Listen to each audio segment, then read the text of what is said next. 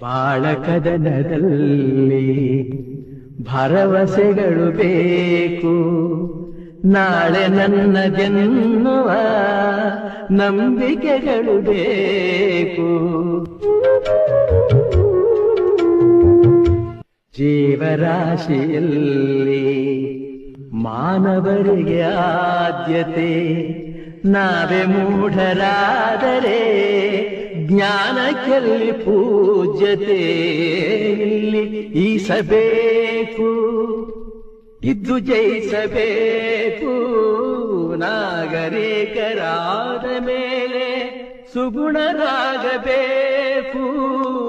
ನಿನ್ನ ಹಳದಿ ಕಣ್ಣಲ್ಲಿ ಜನರನೇಕೆ ನೀ ನೋಡುವೆ, ಮನದ ಡೊಂಕು ಕಾಣದೆ ಜಗವನೇಕೆ ನೀ ದೂರು